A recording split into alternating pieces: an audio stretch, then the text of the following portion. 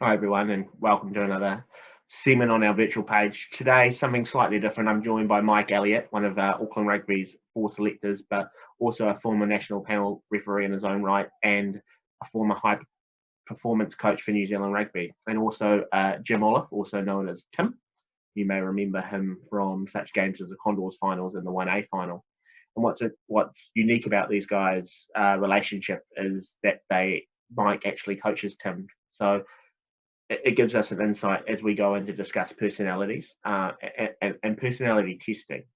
Uh, Above this page or below, depending on how we segment it, there's going to be a link to free personality testing, 16 personalities. And basically, we're just going to discuss them, why we think it applies to referee coaching and refereeing itself. So I guess the best place to start is with you, Mike. Yeah, thanks, Cody. So I'm a very strong advocate of personality tests and so forth, and have always used them in my business and professional career. And I've had them done on me as a referee. And what's really interesting is that each time, and it doesn't matter what test you do, but you use it for the right reason. And having done about half a dozen different varieties, there's certainly a common theme that comes through in my own personal ones. So when I was asked by Cody to come and have a look at Tim late last year, hadn't seen Tim referee since he was probably, 12 or 13 when he first started. And he kept right out of the scene for maybe 12 months or so. And it struck me when I had a conversation with Tim. I'd heard a lot about him. I knew that he was a young referee on his way up, and quite, what I'd heard was quite driven to succeed.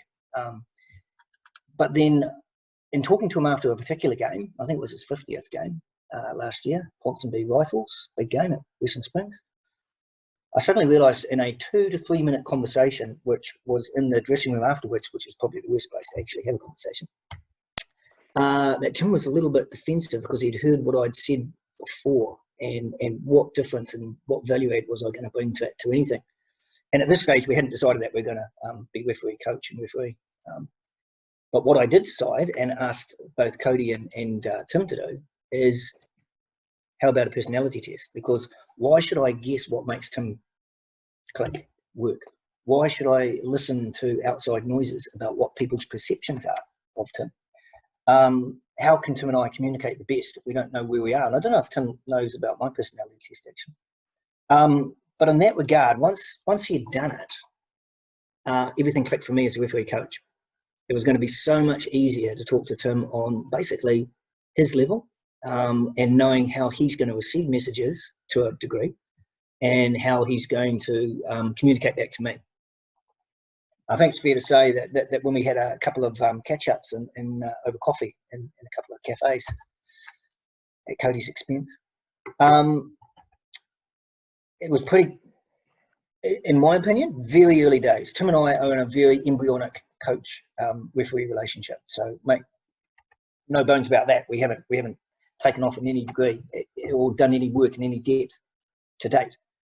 But in the conversations we've had, and we've sat down and done some video analysis and gone back over different games and so forth, I feel much at ease knowing his personality, knowing a bit of his background, and knowing how he's going to receive stuff, that it makes the conversation flow, and I know what to give him and what not to give him, as in some advice or coaching tips or learning. It's all about learning. We don't sit there and give people answers. But what it has done is it started us off with a very firm foundation, which I think is going to be very beneficial moving forward. Anything to add there, Tim? Yeah, I guess from my point of view, it doesn't feel like rocket science right from the get-go. It's not until you get into it, you've got to drive it yourself to read more and understand more, and a lot of it is the external piece. So what's going on up here, but how do other people see that, and not always being on the same track or being on the same page. And so understanding how I need to approach things to make it fit better with others, and vice versa. If someone else is trying to do things one way, knowing that I probably won't receive it well that way, so how can I move myself into a different bubble topically to best receive that message or deliver that message. So, for example, something like, well, some people might want to hear a whole lot of fluff and all the good things to get down to one little bad thing. If a coach comes to me with a fluff piece, generally I'm gonna view that as incompetence, because suddenly I don't care. All I want to know is the detail and the reason why. Or if suddenly someone comes to me just with a problem and no facts to back it up, then again I have a tendency to switch off. So there's twofold there. Is one, recognizing my triggers, that if I'm going to receive feedback and switch off, to find a trigger to open back up again and ask the right question to get what I want out of that coach. But B, then I guess from the coach, is to be able to give or frame the feedback in the right way in the first place, because that's what's going to give better results and a much better two-way conversation.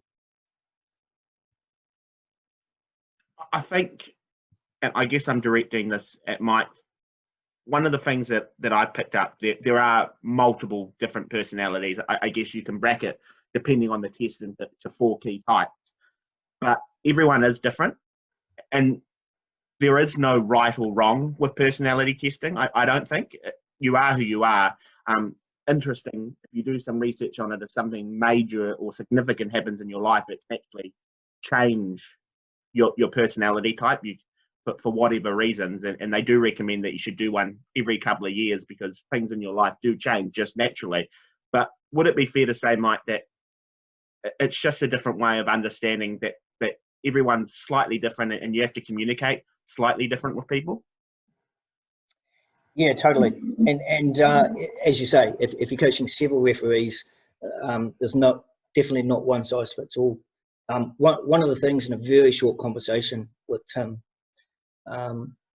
was that he looked at me blankly when I suggested something had happened, and it wasn't a one-off. It was happening regularly in this particular game. And I suddenly thought, why are we doing this? Why are we even having this conversation? Let's get upstairs and get into some beers. But what struck me is that Tim, he doesn't like fluffy stuff, and that's brilliant. And what he does like is evidential data. So the easiest thing to do was, hey, the best place to do this is in a relaxed environment in a cafe, and you bring to me clips of the game that we're talking about. And I'll tell you exactly what I saw, and if I'm wrong, I'm wrong, and we can work through that. And if my perception or my reality, not perception, what I was seeing was actually reality, then we can start having a conversation, because we're both automatically on the same page. But personality test-wise, cut out the fluff, talk about the issue, and talk about solutions and how we can go from there. And then you find that not only is it beneficial in your refereeing career, I'll reverse what's happened to me over my professional career. I have developed more skills, man management skills, and life skills through refereeing. So I didn't know that at the time. I took it up when I was 18. But over the years, 20 odd years, 30 years refereeing, the skill sets you learn from what you do refereeing can actually apply in home life, relationships, and it can apply in your profession. So hugely advantageous, but and really beneficial to do these things, to work out how you can communicate more effectively with people. I just want to pick up one thing. Tim said it's not rocket science. It's not. It opens up your mind to how people might perceive you, and it may mean that you change your messaging to get through, but at the same time, it's not the be all and end all. And you are who you are, and everyone should celebrate who you are. Yeah, it's interesting that you say that, because obviously, if we were to compare Tim and I's personalities, I'm the complete opposite. Where before we get into the details, before we get into the fact, I actually want someone to ask, how are you? I want that fluffy stuff, and I almost need it as a person. And like I know in my friendship with Tim, that's something he probably has to work at, because he's quite happy just to go point. Where I want to know, how are you? What have you been doing today? Which for Tim could be extremely frustrating, or for anybody who's an opposite personality type. But I guess this thing just highlights that you do actually need to adjust to the certain person. Yeah, that's true. And Tim might want to come in on that. But what I would say is that everybody's a bit of something. It's just something is more dominant than the other in your personality tests.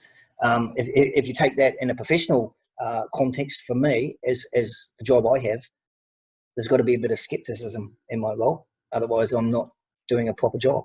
I'm not looking over the horizons at what are the threats and opportunities and so forth. And you can bring that back into the refereeing perspective. Just remember, the personality test doesn't put you in a box. It's just giving you, what's your strongest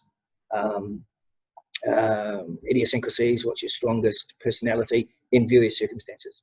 Your slant, almost, isn't it? Slant's a very good word, Cody. And you're right. If the two of you are here in front of me, you are all about being warm and fuzzy. Yeah, and I think from a refereeing context, inherently when we focus on decisions, we become quite task orientated. But the higher you get in refereeing, the less and less, well, I guess there's a bit of a curve, the less those decisions matter because we take them for granted a lot of the time. You work on your own devices to develop that technical aspect.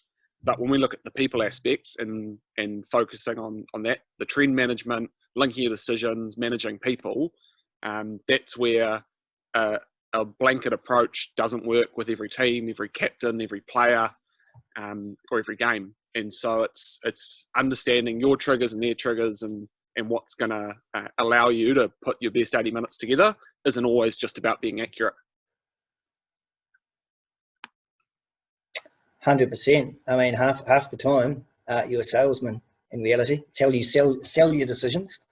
And then you buy a bit of goodwill too, because as you referee longer and longer, and you build those relationships between the people, let's face it, at premier level and higher, who you're going to referee more regularly, then any bad stuff, you pull on your goodwill and you can get through that, through your personality and relationships you build up.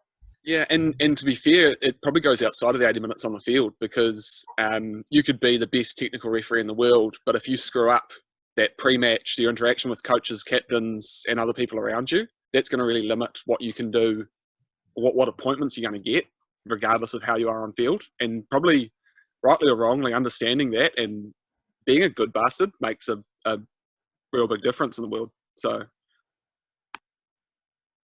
And then let's remember the post-match, Tim, not just the pre-match. So it's how you react back, in the sheds with people and in the club rooms and during the week. Yeah. I guess we can probably wrap that discussion up now. I think we've really gone into some really good reasons why not only does this apply to your refereeing, not only does it apply if you're a coach, it certainly helps the coaching relationship, especially if you're in early days of one, but it also helps you in a personal setting, be it at home, be it at work, be it with your friends. So above this video or below, I haven't worked it out yet, I haven't posted it, we're just going to have a link to a 16, it's a free version of the software. Give it a go. Love to get your thoughts and feedback on it. As I said, this is a basic version. You can go way more in detail about this, and you can encourage you to go to your work. It is professional development, I think. So thanks for checking this out, and let us know your feedback.